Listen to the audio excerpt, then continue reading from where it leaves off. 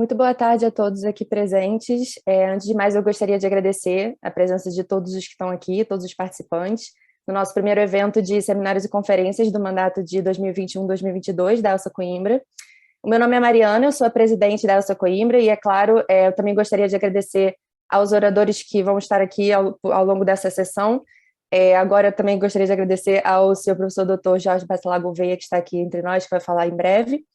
E é uma honra para nós poder contar com o senhor aqui com a gente. Tenho a certeza que tudo que for exposto aqui hoje vai ser extremamente enriquecedor para todos nós. E sem me estender muito também, eu passo a palavra agora ao nosso vice-presidente de seminários e conferências, o Joaquim, para que ele possa, enfim, dar início ao nosso evento. Obrigada. Obrigado, Mariana. Aproveito desde já para te cumprimentar a ti, cumprimentar o professor Dr. Jorge Bacelar Gouveia e todos os participantes. Vamos então dar início àquele que é o primeiro curso da Elsa Coimbra deste ano, relativamente à temática de tráfico humano. Falar muito rapidamente sobre aquilo que vai ser a morfologia do nosso evento. Recordo que vamos ter 2 sessões hoje e depois 3 sessões no dia da manhã. O link será o mesmo, tanto para o dia de hoje como para o dia da manhã. E assim muito rapidamente, relembrar também que qualquer tipo de questão que possam ter relativamente à sessão, aguardo que esperem pelo final. Depois, consoante o tempo, iremos gerir as questões da melhor forma. Faço também a nota de que a sessão está a ser gravada, portanto, eu apelo a que mantenham as câmaras ligadas, mas entendemos que qualquer constrangimento, e se não sentirem à vontade, estejam à vontade para as manterem desligadas também. E também fazer uma nota final, que acho que é importante, que a realidade é que este evento tem também uma outra intenção, que é promover e celebrar o dia 18 de outubro, que é o Dia Europeu de Combate ao Tráfico de Seres Humanos, e, portanto, sendo uma temática tão relevante, particularmente nos dias de hoje, relembrar também que temos agora na segunda-feira, dia 18, um dia que celebra a temática que vai ser abordada hoje. Sem mais demoras, a nossa primeira sessão versará sobre o tráfico humano e a dignidade da pessoa humana, um ataque aos direitos fundamentais, e o nosso primeiro orador de hoje será então o professor Dr. Jorge Bacelar Gouveia, o professor advogado e jurisconsulto, é licenciado e mestre pela Faculdade de Direito da Universidade de Lisboa, sendo também doutor em Direito na especialidade de Direito Público pela Faculdade de Direito da Universidade Nova de Lisboa. Para além de ser professor catedrático nas Universidades Autónoma de Lisboa, Nova de Lisboa e Católica de Moçambique, o professor doutor conta com uma vasta experiência pedagógica, sendo e tendo sido coordenador de vários mestrados e doutoramentos, para além de conferencista regular de diversas universidades. Tendo uma muito extensa bibliografia publicada, já contando com mais de 150 títulos, 150 sobre diversas áreas de direito, e sendo obviamente uma das figuras de direito português mais reconhecidas. Passo então agora a palavra ao professor Dr. Bacelar Gouveia para que possa iniciar a sua sessão e cumprimento e agradeço em nome da Elsa Coimbra desde já a sua presença. É um gosto para nós podermos tê-lo aqui e contar com a sua presença.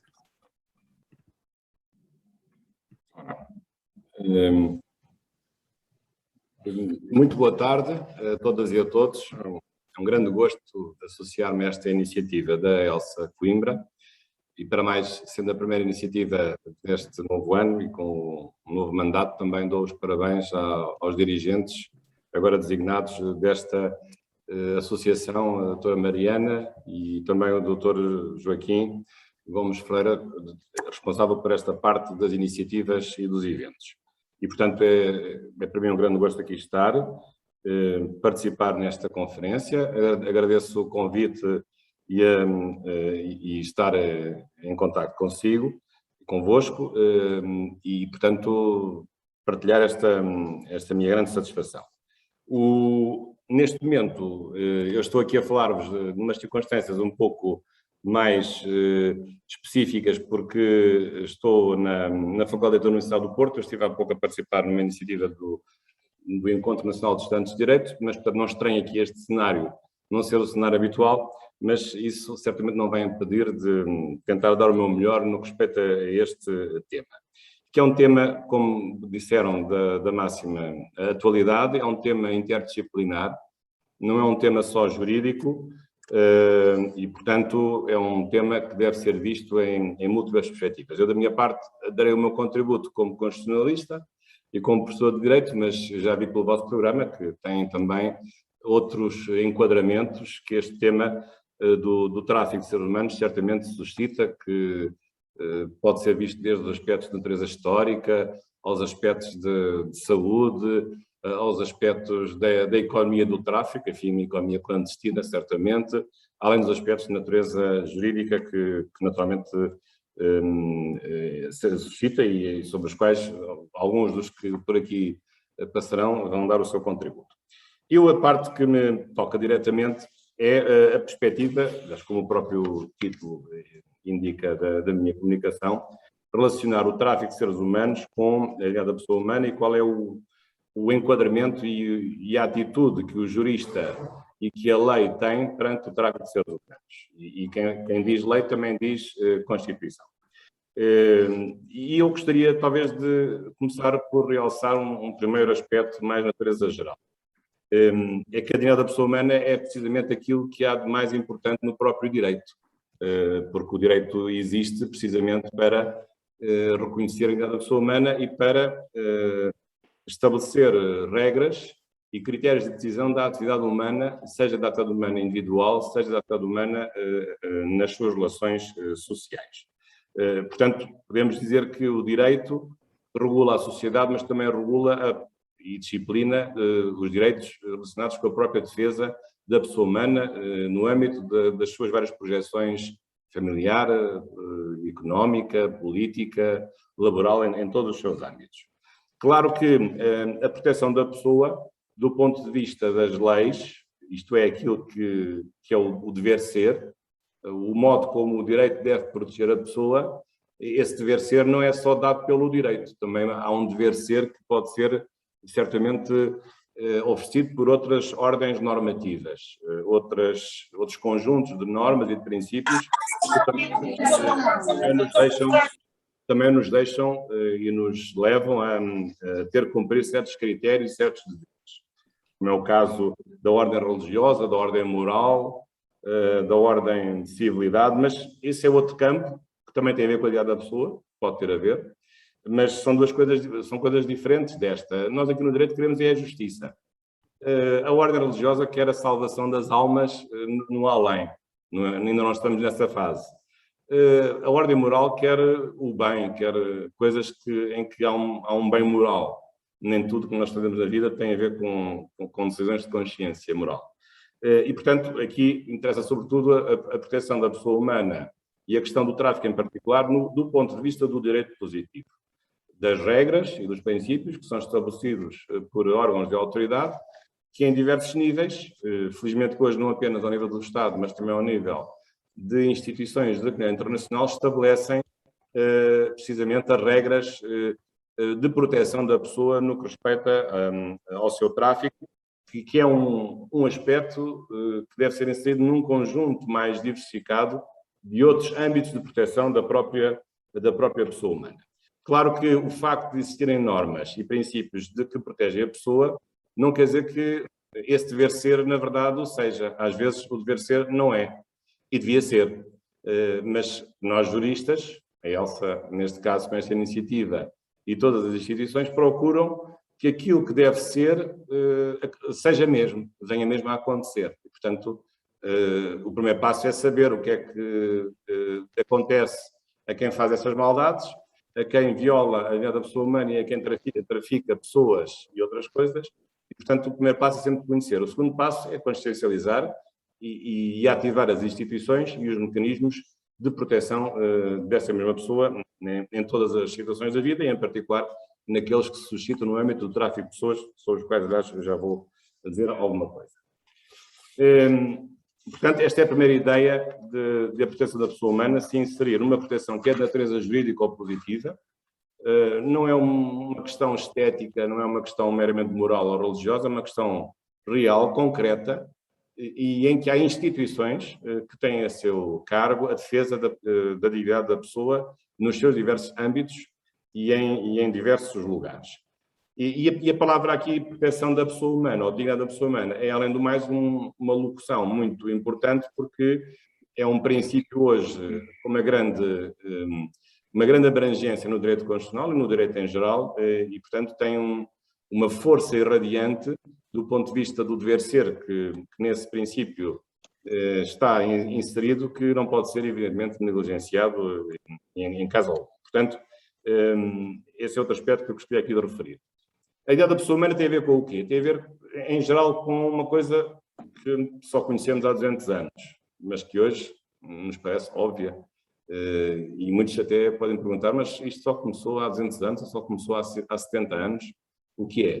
São os direitos fundamentais e os direitos humanos. Portanto, não há dignidade da pessoa humana sem o reconhecimento de direitos fundamentais e de direitos humanos. Qual é a história dos direitos fundamentais? É uma história que é conhecida, é uma história que se impregna dos vários princípios do constitucionalismo e, portanto, é um tempo histórico no qual estamos a viver, temos essa felicidade, agora já século XXI, em que o Estado e o direito reconhecem aos cidadãos os direitos fundamentais, posições subjetivas de defesa e de exigência por parte do Estado. E também já agora entre particulares. Os direitos não são apenas acionáveis contra o Estado, mas também podem ter eficácia horizontal entre particulares. Portanto, a proteção da pessoa humana não seria nada se não houvesse direitos fundamentais. Portanto, a proteção da pessoa humana e, em particular, a proibição do tráfico, ou as sanções que nós possamos encontrar para a prática do tráfico, essas sanções e essas normas não fariam qualquer sentido se não se situassem num conjunto de direitos fundamentais que, ao longo destes 2 séculos, século XIX, século XX, agora está um pouco século XXI, têm vindo a aperfeiçoar, a aprofundar a proteção da pessoa humana nos seus mais variados âmbitos. Julgo que é por todos conhecida a evolução histórica dos direitos fundamentais. As coisas não começaram, de repente, com os direitos que temos hoje. Há 200 anos, na Revolução Francesa, na Revolução Americana, nas primeiras revoluções liberais, nós começámos por ter apenas direitos de defesa, os chamados direitos civis e políticos, direitos de primeira geração. E esses direitos eram direitos, sobretudo, equacionados no âmbito das liberdades públicas, o direito de propriedade e direitos no âmbito da aplicação da lei penal e de aspectos de processo criminal. Mas, curiosamente, os direitos de primeira geração, em matéria da pessoa humana, não foram assim muito eficazes, porque muitos se recordarão que durante o século XIX ainda tivemos a escravatura. Ora, o que é que põe em causa a idade da pessoa humana de uma forma mais clamorosa se não é a escravatura? Ora, como sabe, a escravatura não foi abolida logo com as revoluções liberais, ela só foi abolida um pouco mais tarde, na segunda metade do século XIX. E, sobretudo, por causa também de um problema de colonialismo africano e, portanto, não apenas por uma questão meramente racional e meramente ideológica. E depois havia outras coisas estranhas no século XIX, como era o caso da morte civil, havia a prisão por dívidas, quem tivesse dívidas podia ser preso, digamos, pagava com a liberdade as dívidas que não podia pagar com o seu património. Portanto, apesar do século XIX ter sido importante na criação da primeira geração de direitos fundamentais, ela não foi assim muito efetiva em certas coisas que hoje nos parecem óbvias, mas que, pelos vistos, à luz daqueles que fizeram as Constituições e as primeiras declarações de direitos, à luz do pensamento desses autores, não eram assim tão óbvias porque não reconheceram a proibição da prisão por dívidas ou a proibição imediata e total da escravatura, que apenas foi sendo abolida gradualmente e em diversos momentos históricos e com diversos contextos históricos. Há o contexto americano, há o contexto brasileiro, a doutora Mariana deve saber, a Lei Áurea foi uma importante lei que no Brasil definitivamente proibiu a escravatura, aliás assinada pela Princesa Isabel, filha do segundo rei do Brasil, Dom Pedro II. Bom, mas depois, mais tarde, os direitos fundamentais foram evoluindo e passámos a ter novas gerações de direitos, para usar uma expressão muito conhecida de um autor, Karel Vazak, que propõe que os direitos se expliquem em várias gerações. A segunda geração tem a ver com os direitos económicos e sociais, alguns aparecendo no contexto da questão social, depois os outros já no Estado Social Europeu que foi sendo criado depois da Segunda Guerra Mundial, embora com algumas constituições já referindo a alguns direitos sociais, o caso da Constituição de Weimar alemã, ou o caso da Constituição mexicana de 1917.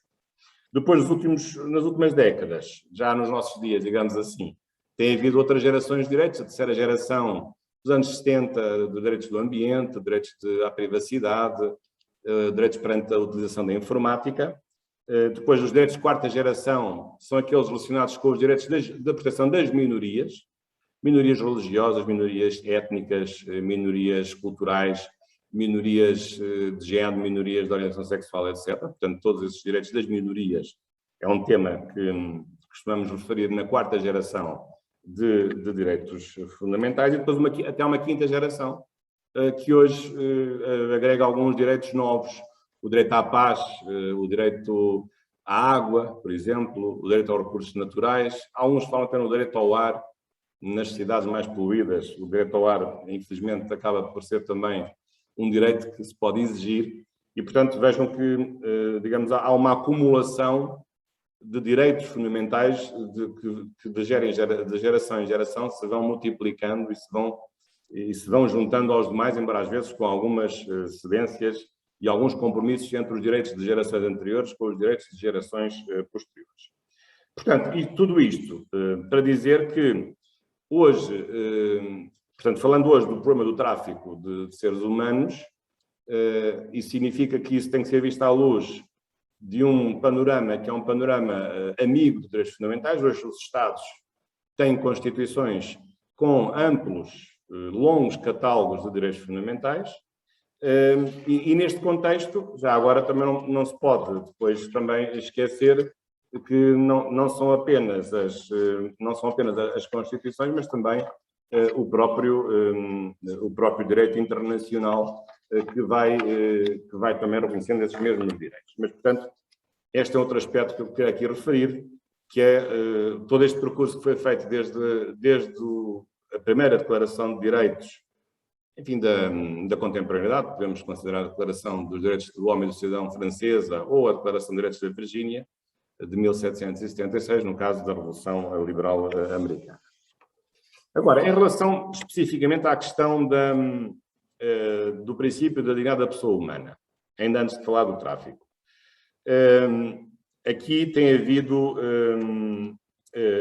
digamos, a questão que se pode colocar é a seguinte, e depois já falarei um pouco sobre o seu fundamento filosófico, mas interessa falar na dignidade da pessoa humana se, como eu agora mesmo acabei de dizer, nós temos mais de 80 ou 90 direitos fundamentais. Para que é que serve falar na dignidade da pessoa humana? Ela não é um conceito inútil perante todos os direitos que já temos e portanto, todas as especificações, todos os recantos que os direitos fundamentais, que o amplo catálogo que nós temos em todas as Constituições, também a brasileira, reconhecem nos direitos fundamentais, não é uma redundância, não é uma tautologia falarmos com autonomia do princípio da pessoa humana. Não estará esse princípio consumido e inutilizado pelos catálogos tão abrangentes e tão pormenorizados de direitos fundamentais? Esta é a questão que se pode colocar. Eu penso que não. Penso que se justifica, não obstante reconhecermos todos esses direitos, e alguns estão estritamente ligados à proteção da pessoa humana, embora nem todos estejam, mas o facto de salientarmos esse princípio como um denominador comum desses direitos significa pelo menos duas coisas muito importantes.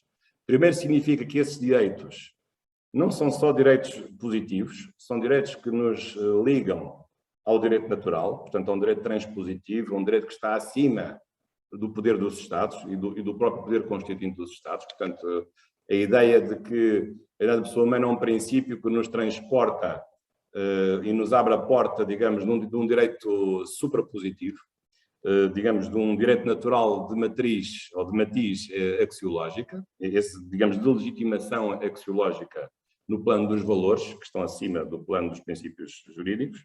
Esse é um aspecto muito importante. E outro aspecto também é que este princípio da pessoa humana pode valer por si. É verdade que muitas situações nós resolvemos através da aplicação dos vários tipos de direitos. O direito à integridade física, da pessoa não ser molestada, o direito à liberdade pessoal, a pessoa não ser sequestrada, o direito à integridade física, a pessoa não lhe tirarem os órgãos contra a sua vontade, o direito à liberdade de não ser coagida, no âmbito da violência doméstica, no âmbito da liberdade de deslocação, não ser colocado em cárcere privado.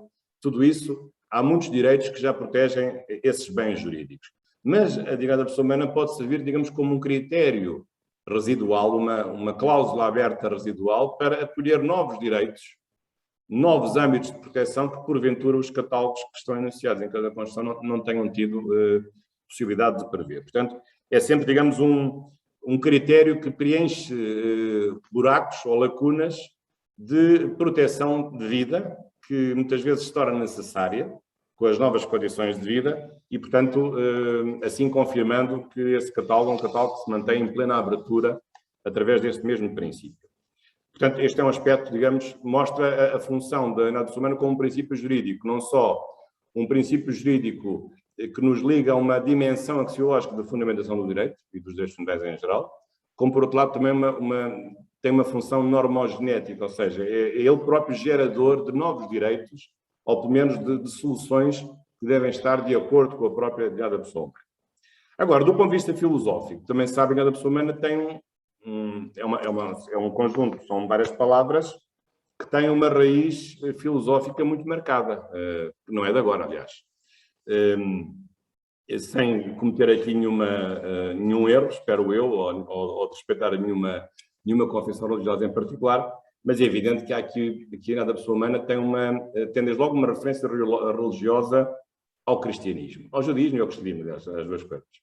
Porque, enfim, segundo o Antigo Testamento, o ser humano foi feito à imagem e semelhança de Deus, portanto há uma projeção de Deus no ser humano criado, Deus, a pessoa como a única criatura da criação que tem, digamos, um especial, a quem é atribuído um especial carinho de Deus na sua criação. Portanto, isto está dito em vários textos do Antigo Testamento, e depois o próprio cristianismo, com o Novo Testamento, na continuação do Antigo Testamento também, e a própria encarnação de Jesus Cristo mostra isso mesmo, portanto, que houve uma preferência de Deus por uma criatura, das tantas que nós temos na criação, desde as pedras, as árvores, os animais, mas há uma delas, a espécie humana, que foi, de facto, preferida por Deus para que ele, digamos, entrasse na história humana através da encarnação e através da pessoa de Jesus Cristo. Portanto, isso também não é só uma questão religiosa, que tem a ver com a tal ordem religiosa, mas também isto tem uma projeção jurídica muito importante e social, porque realmente no cristianismo Deus fez-se homem, em mais nenhuma outra religião isso aconteceu, e isso mostra também, digamos, uma importância, uma preferência especial nesta religião pela espécie humana e pela sua própria dignidade.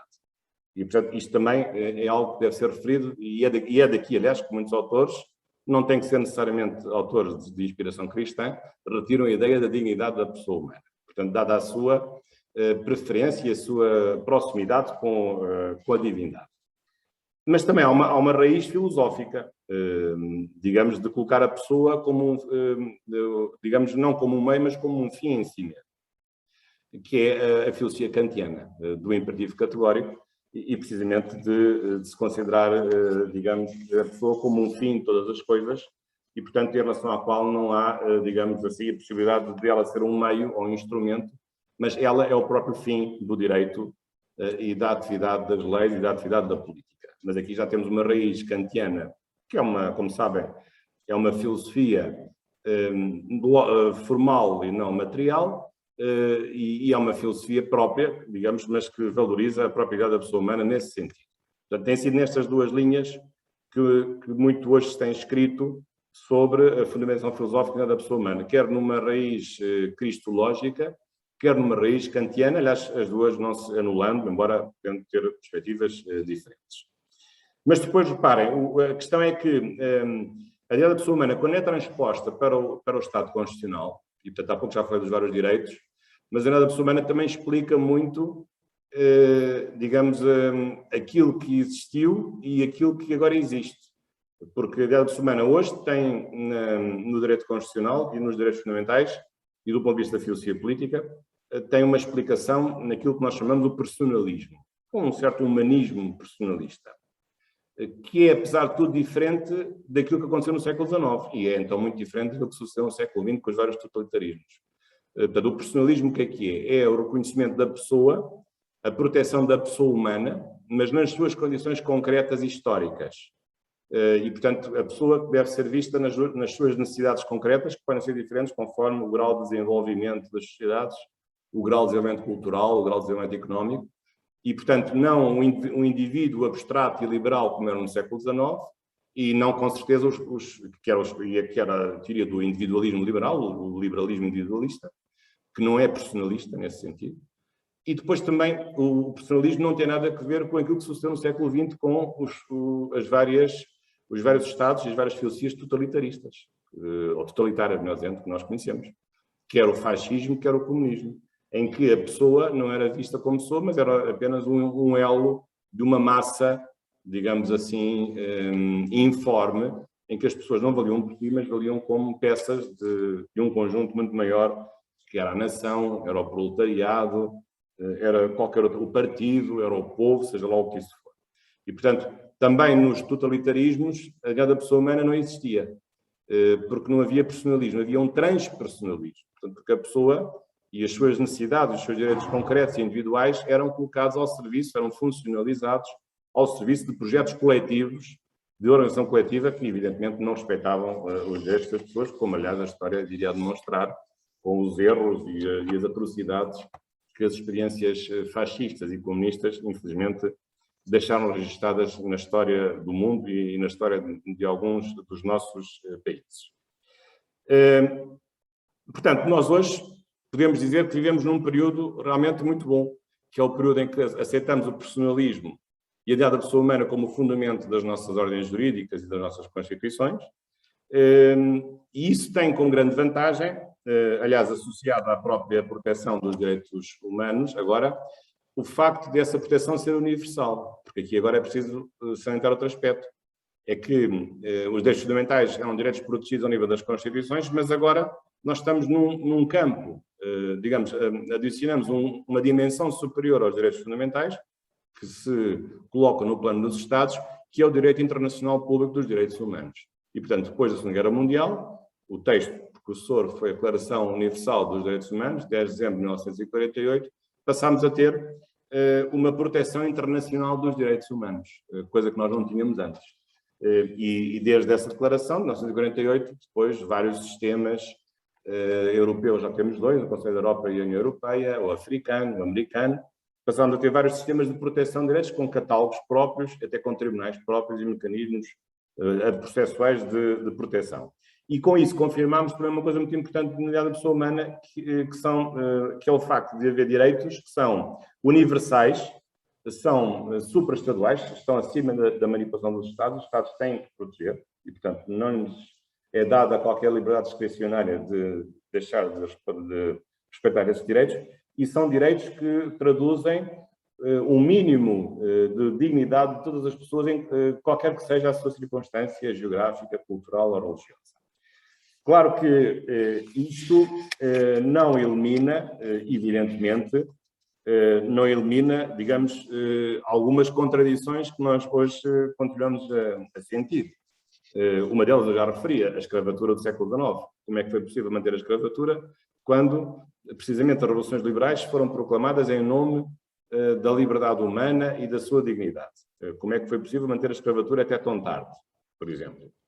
Ou ainda fenómenos que hoje vão acontecendo, como o sexismo, ou o machismo, ou alguns países a prisão por dívidas, que ainda existe, trabalho forçado, tráfico de pessoas, de órgãos, coação, tudo isso. Portanto, quer dizer que parece que, se por um lado é verdade que nós hoje atingimos um patamar de maior sofisticação na proteção da pessoa, até porque há um direito internacional que comprime a liberdade dos Estados, e os catálogos de direitos fundamentais e direitos humanos são cada vez mais aperfeiçoados e mais pormenorizados.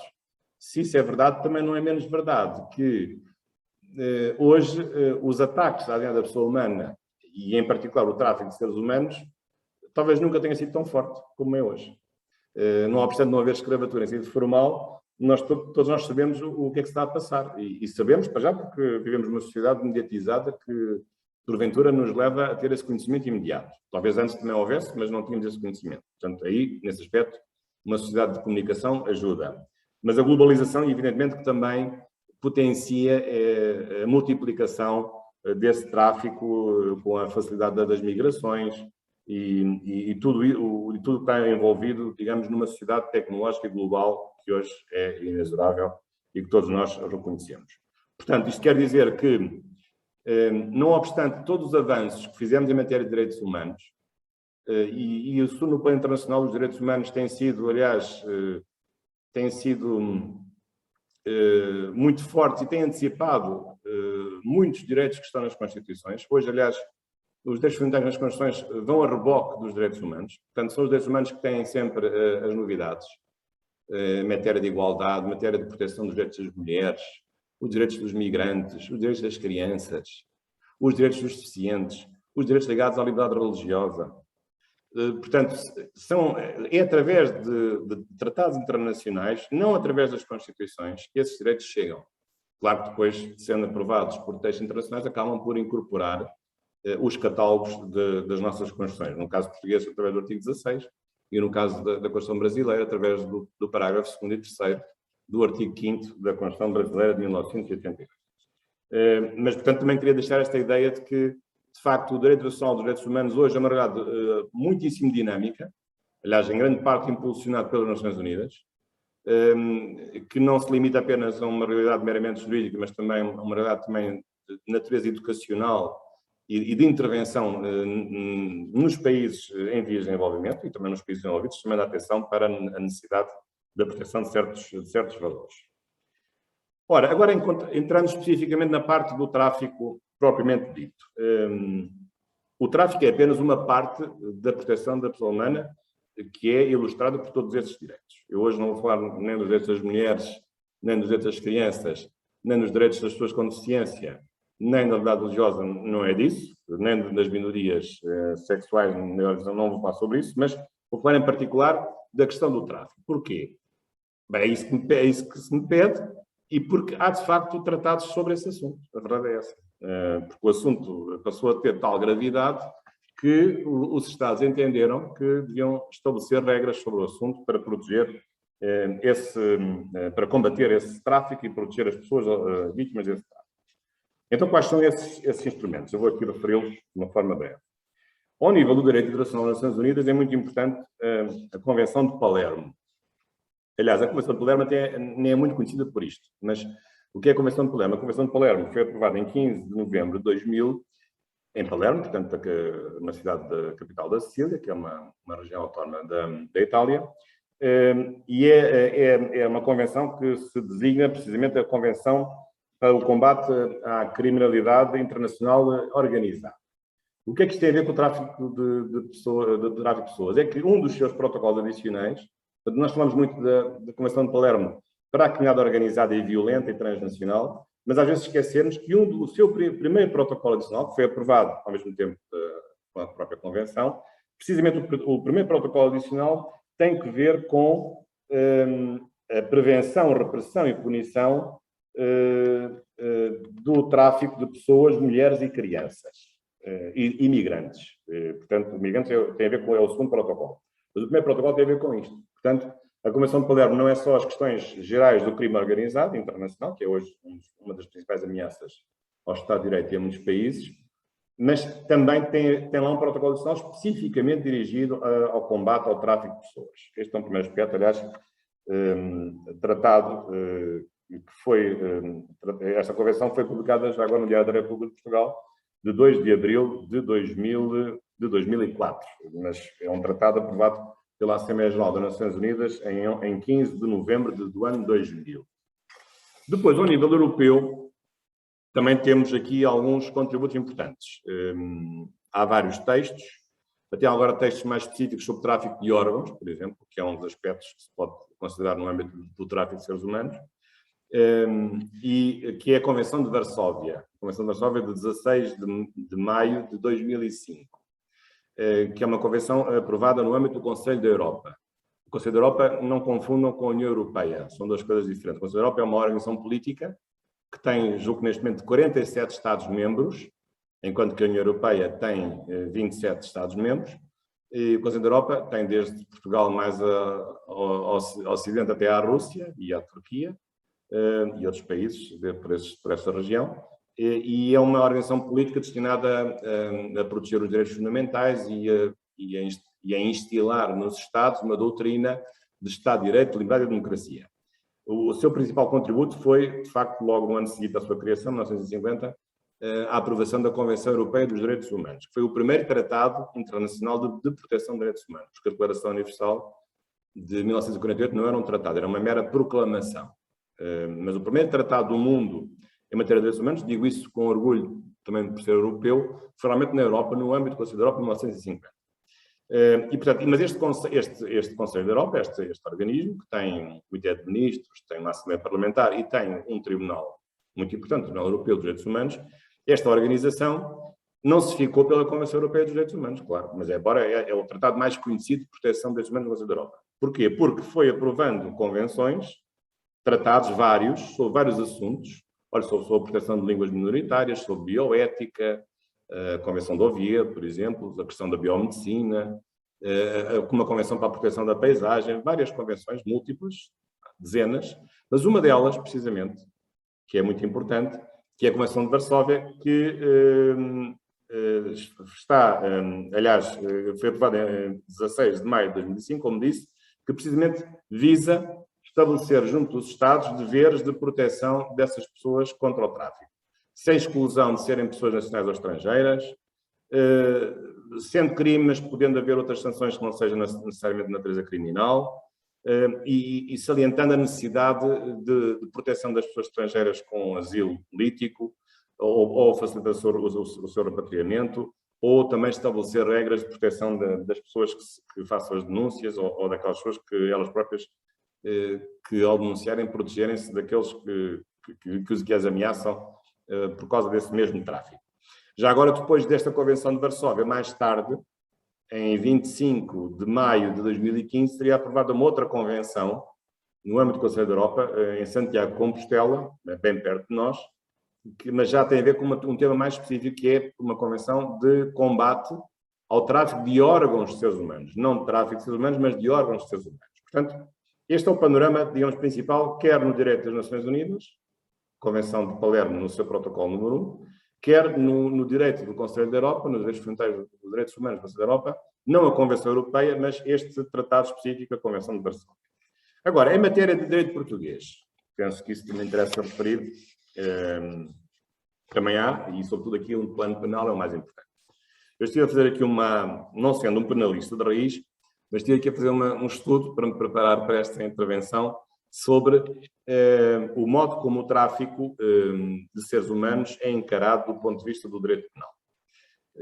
Nós temos um Código Penal, de 1982, acho que sofreu uma revisão substancial em 1995, portanto, há quem considere o Código Penal de 82, 95, não vou entrar nessa querela, a meu ver parece-me que é mais o Código Penal de 1982, tá? Mas no livro 2 do Código, que são os crimes em especial, tem logo no título primeiro, os crimes contra a pessoa, tem um capítulo muito importante, que é o capítulo 4, os crimes contra a liberdade pessoal. Portanto, todos os vários crimes ligados ao tráfico de pessoas são crimes que se integram nesta ideia geral de serem atentados ou violações da liberdade pessoal. Mas não há um só crime de tráfico de pessoas, por incrível que pareça. Não, há vários. Embora um dos crimes que está aqui previsto seja precisamente tráfico de pessoas. Um deles tem esse nome. Está previsto no artigo 160 do Código Penal. Mas se nós formos ler vários artigos que aqui estão, vários crimes, nós verificamos que, afinal, o tráfico de pessoas, o combate penal ao tráfico de pessoas vai muito para além de um único crime, consagrado no artigo 160 com uma pena entre 3 a 10 anos de prisão, que não é só este crime. Portanto, no fundo, há um crime geral de tráfico de pessoas, digamos assim, um tipo geral criminal de tráfico de pessoas, e depois pode haver situações particulares que têm uma moldura penal específica e que são objeto de uma punição mais incisiva, se me permitem a expressão. E vou referir alguns casos, sempre dentro deste capítulo 4 do título 1º do livro 2º do Código Penal, que diz respeito aos crimes contra a liberdade pessoal. Vou-vos dar alguns exemplos. O artigo 144-A, por exemplo, a mutilação genital feminina é um crime. Artigo 144-B, o tráfico de órgãos, lá está, portanto, em correspondência à tal Convenção de Santiago de Compostela, o tráfico de órgãos especificamente é um crime autónomo em relação ao crime de tráfico de pessoas. Depois temos os crimes mais antigos de ameaça, de coação, o de perseguição, o stalking, que tem essa expressão em inglesa, também existe, é o artigo 154-A.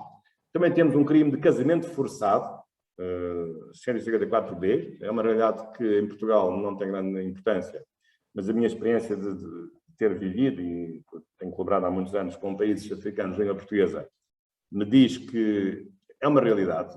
Em muitas comunidades tradicionais africanas, os casamentos, sobretudo das mulheres, são casamentos forçados.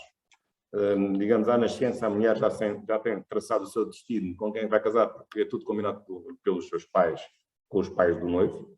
E, portanto, isso é um crime, o casamento forçado, digamos, a redução ou a eliminação da liberdade de autodeterminação no ato de casamento. A própria escravidão, que aparece ainda como um crime, 159.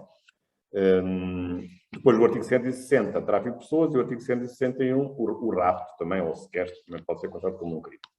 Portanto, reparem que o Código Penal português é até muito pródigo nos vários tipos de crimes que estabelece para o combate ao tráfico de pessoas. Portanto, não se fica por um único crime de tráfico de pessoas que pode envolver várias coisas. Portanto, o tráfico de pessoas envolve o quê? Envolve depois várias práticas, porque o tráfico de pessoas tem a ver com a ameaça, ou com a detenção da pessoa, ou a simples ameaça, a coação.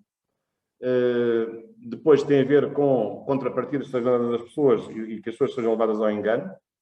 E sabemos qual é que é a experiência, e sobretudo são situações muitas vezes, e é por isso que existe este dia de combate ao tráfico de pessoas, e é por isso que este tema é um tema sensível, porque são muitas vezes situações que passam despercebidas, porque muitas vezes elas aparecem travestidas de uma profissão, a prostituição, às vezes, por exemplo, e não só, ou de uma atividade normal, comercial, mas as pessoas, sobretudo afeta sobretudo pessoas estrangeiras, que estão fora do seu território, do seu país, e estão numa situação de dependência ou de necessidade do traficante.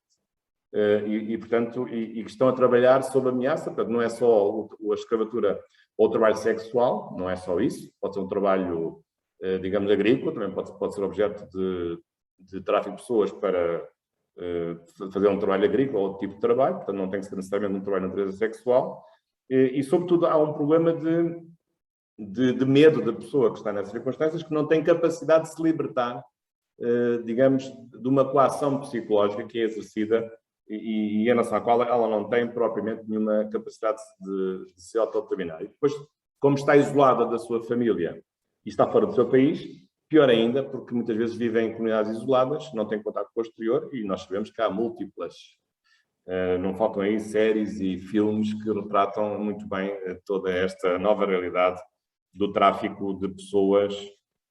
Enfim, vemos mais na perspectiva do tráfico sexual, é verdade, mas não é só isso.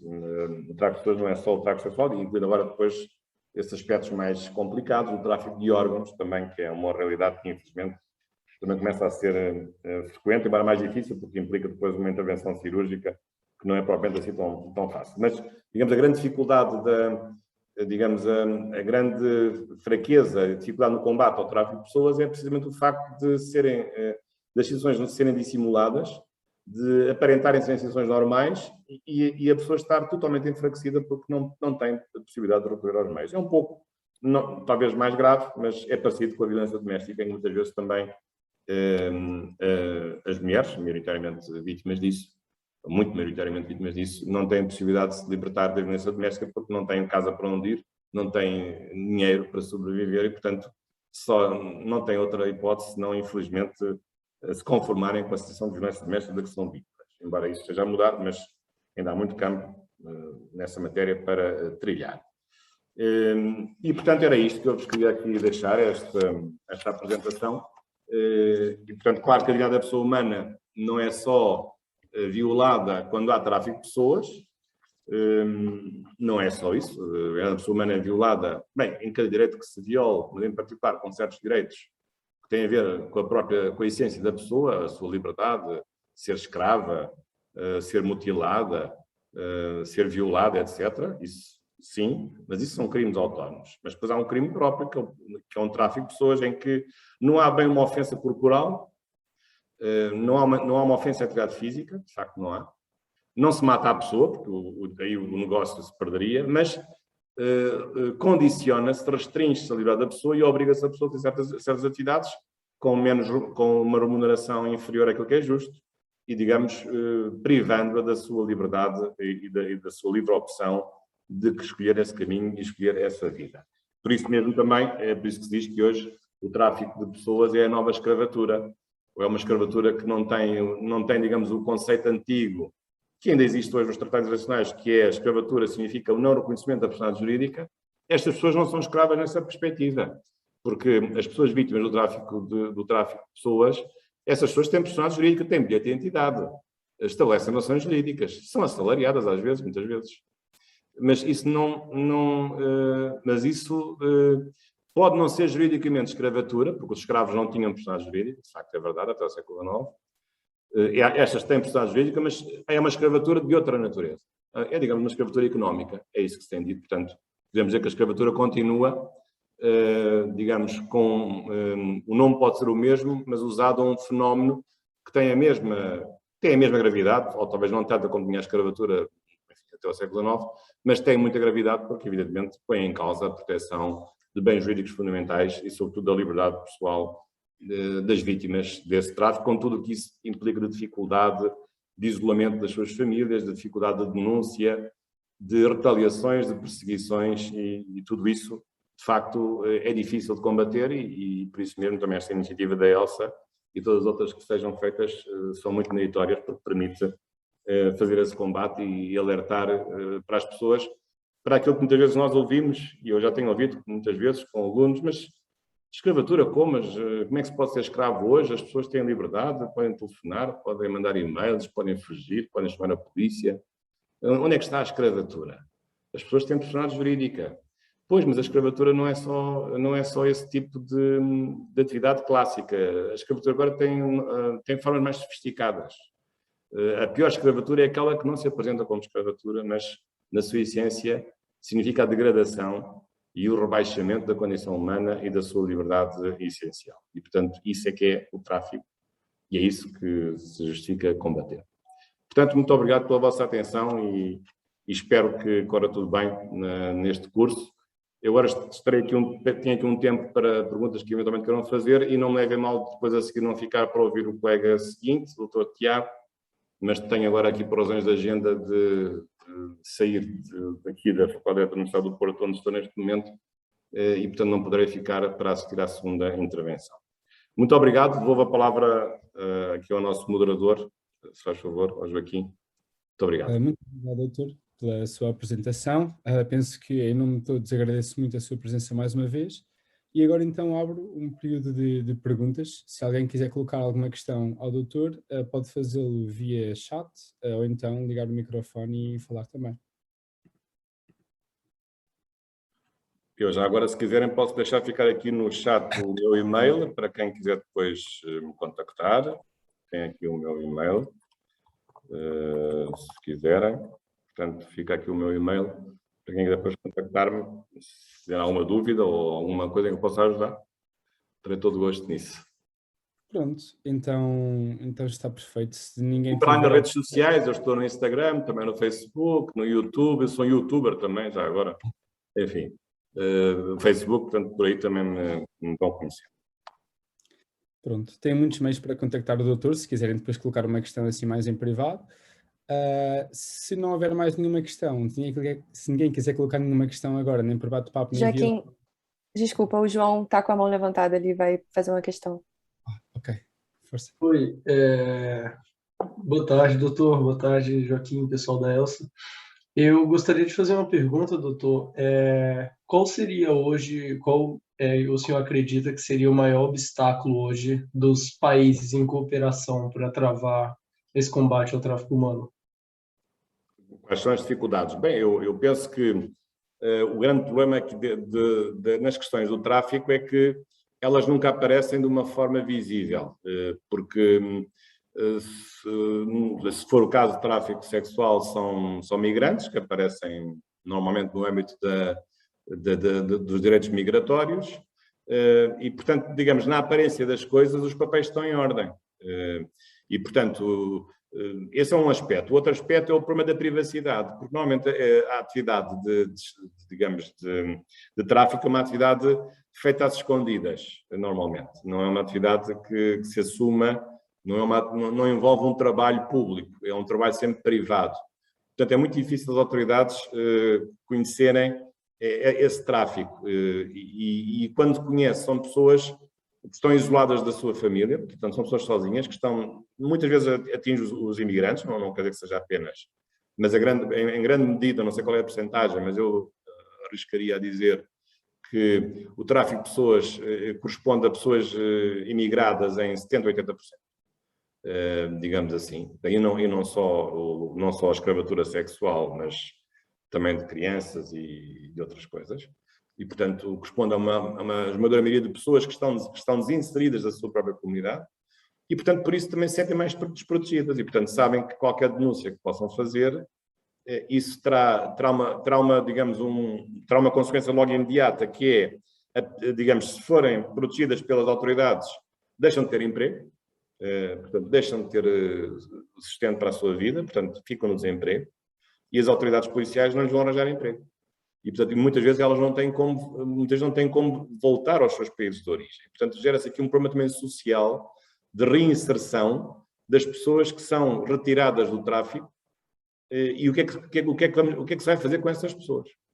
E, portanto, isso é um problema, digamos, é um problema de social e de assistência pós-denúncia desses crimes, mas que muitas vezes também impede o sucesso dessas iniciativas. Depois, era-se a questão da cooperação entre os países.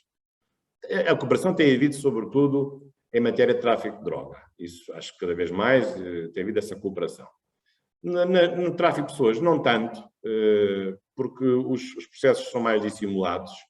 E há outra coisa que também, infelizmente, é preciso dizer, é que, do ponto de vista social, o tráfico de droga é uma coisa que é socialmente inaceitável, portanto, toda a gente considera muito grave, enquanto que o tráfico de pessoas é uma realidade para a qual só agora é que a consciência vai despertando, a nossa consciência social vai despertando. E, portanto, para muitos isso, ou para certas pessoas, o tráfico de pessoas não é uma coisa muito grave, ou não é tão grave como o tráfico de droga. E, portanto, os países têm tendência a cooperar naquilo que tem uma maior pressão por parte da opinião pública de cada país. E, portanto, eu acho que a tendência deve ser para cooperar entre os vários países, para evitar, para destruir essas estruturas de tráfico de pessoas que envolvem 2 ou mais países, sim, mas é uma realidade recente e é uma área também que é importante. Muitas vezes o combate ao tráfico de pessoas só pode ser bem sucedido se atingir a fonte, a origem.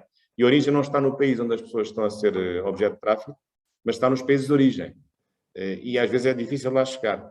E, portanto, a cooperação também passa um pouco por isso, porque é preciso matar o mal pela raiz. E matar o mal pela raiz é destruir a cabeça da estrutura que no país de origem tem essa rede montada de tráfico de pessoas. Penso que esse aqui é um ponto importante e a sua pergunta também é importante para avivar nas autoridades portuguesas e não só a necessidade de ir à fonte, de ir à origem do mal e de tentar destruir o mal lá na sua origem. Penso que essa é a melhor maneira. Muito obrigado, doutor. Bem. Muito obrigado pela tua pergunta, João. Muito obrigado pela resposta, doutor. Mais alguém tem alguma questão que queira colocar? Eu tenho, na verdade, é uma questão que surgiu agora com a resposta do doutor. O doutor disse que muitos casos, né, muitos passaram a notar mais a questão do tráfico humano agora que está se realmente nascendo essa consciência de que realmente é um problema muito grave, e, enfim, em comparação com, por exemplo, o tráfico de drogas. Então, eu queria saber, mais ou menos, por que o doutor acha que isso acontece? Por que demorou tanto esse despertar, digamos, para as pessoas realmente começarem a perceber que o tráfico de seres humanos é uma coisa realmente muito séria? Eu tenho uma explicação, não sei se é uma explicação científica, mas e parte de um pressuposto que eu também não sei se está certo, mas eu acho que está em grande medida, que é o pressuposto do machismo, não é? Portanto, como na sua grande maioria as pessoas que são objeto de tráfico são mulheres, e eu estou a referir-me em particular ao tráfico sexual, portanto, no fundo essa é a base do tráfico de pessoas, é a escravatura sexual, e portanto, a partir do momento em que os movimentos feministas, mais ou menos radicais, mais ou menos moderados, foram chamando a atenção para a necessidade da igualdade de género e da proteção dos direitos das mulheres, também por consequência a questão da consciência do mal do tráfico de pessoas também vem ao de cima. Portanto, penso que é um processo que está ligado à luta pelos direitos das mulheres e pela sua igualdade. Porque, na verdade, o tráfico de pessoas atinge em grande medida são as mulheres, não são os homens. Não estou a dizer que seja o único, que sejam apenas as únicas que são atingidas, não digo isso, As crianças é um problema um pouco diferente. Enfim, há muitos problemas nisso, as crianças combatentes e tudo isso. Bem, isso é outro mundo muito também triste. Mas eu penso que, sobretudo, a consciência, e em particular em Portugal e na Europa, tem a ver um pouco também com o movimento que se tem reforçado dos direitos das mulheres e da chamada atenção para a necessidade da sua proteção. Penso que tem a ver com isso. Não sei se a doutora Mariana concorda comigo. Sim, sim, concordo Eu plenamente. acho que está ligado a isso. Sim, muito obrigada, doutor. Bem. Se me permitem, peço desculpa, entretanto surgiu uma dúvida. Desde já quero dar boa tarde a quem está aqui presente, designadamente ao Sr. Dr. Jorge Bacelar Gouveia, ao Joaquim da Elsa e à doutora Mariana.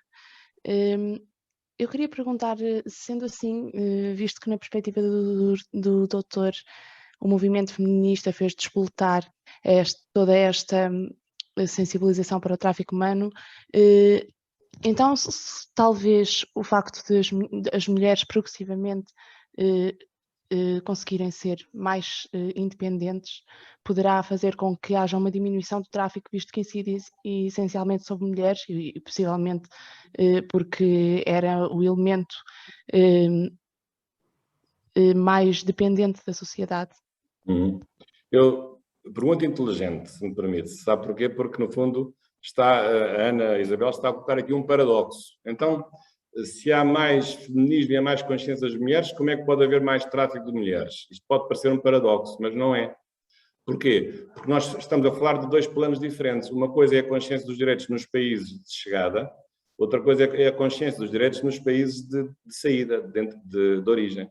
E há um desfazamento no empoderamento das mulheres em muitos países onde essas mulheres vêm, países de leste, por exemplo, ou de África, em relação à consciência dos seus direitos, do seu empowerment, aqui para usar uma expressão que eu não gosto muito em português, empoderamento, nos países de chegada, onde o tráfico ocorre. E, portanto, como normalmente as mulheres que são objeto de tráfico são estrangeiras no país do tráfico, não tem essa consciência porque a sua consciência é do país de origem, onde essa questão nunca assumiu essa consciência dos seus direitos, ou há razões também evidentemente ligadas a uma necessidade de ganhar dinheiro e uma dependência económica que muitas vezes as faz entrar nessa atividade, enfim, triste do tráfico.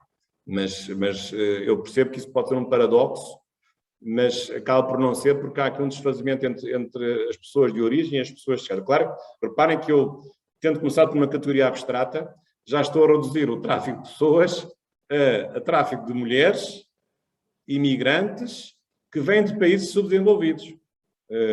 Mas eu acho que mesmo estando a reduzir desta forma, o objeto ou o tipo de vítima, penso que não estou a sair da realidade daquilo que sucede na esmagadora maioria dos casos.